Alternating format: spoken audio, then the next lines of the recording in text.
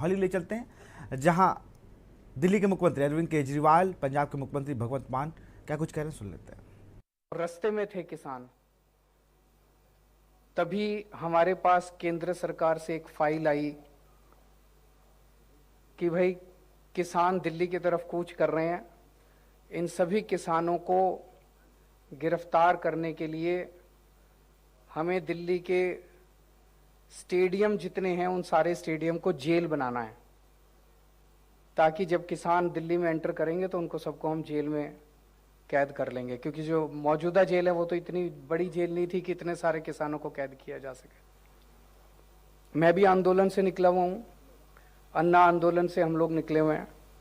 और अन्ना आंदोलन के समय हमारे साथ भी यही हुआ था कि अन्ना आंदोलन के समय जितने लोग रामलीला मैदान में जंतर मंतर पे आते थे, उन सबको जब गिरफ्तार किया करती थी सरकारें तो जेलें छोटी पड़ जाती थी।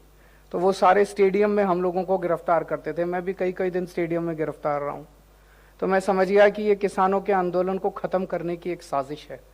अगर जो किसान दिल्ली के बॉर्डर पे पहुंच रहे थे, दिल्ली में एंटर करने के बाद अगर उनको सबको स्टेडियम के अंदर कैद कर दिया जाता तो किसान आंदोलन उसके बाद वो स्टेडियम के अंदर ही रह जाता। तो वो फाइल केंद्र सरकार के पास आई।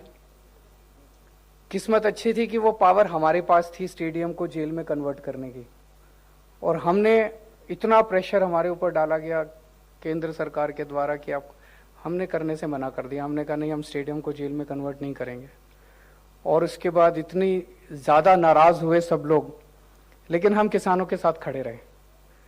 उसके बाद किसानों के लिए लंगर लगाने का, पानी का इंतजाम करने का, दिल्ली सरकार द्वारा टॉयलेट का इंतजाम करने का।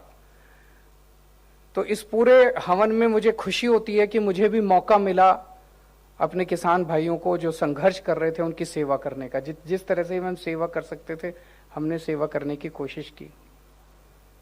आज भी जब पंजाब के अंदर हमारी सरकार बनी है, आम आदमी पार्टी की सरकार बनी है, हमारी पूरी कोशिश है, हमारी सबसे पहली कोशिश है कि किस तरह से किसानों की आमदनी को बढ़ाया जाए। हम पूरी तरह से इस नतीजे पे पहुंचे हैं कि जब तक किसानों की आमदनी को नहीं बढ़ाया जाएगा, किसानों की आय को नहीं बढ़ाया जाएगा, किसान देश के अंदर हमेशा दुखी रहेगा, आत्महत्या करता रहेगा, कर्जे में डूबा रहेगा, घर में कोई बीमार हो जाएगा उसके लिए कर्जा लेगा और कर्जे की साइकिल के अंदर डूबा रहेगा और आत्महत्या करता रहेगा। मुझे बेहद खुशी है कि पंजाब के जो नए मुख्यमंत्री हैं मान साहब, ये भी किसानी के बैकग्राउंड से आते हैं।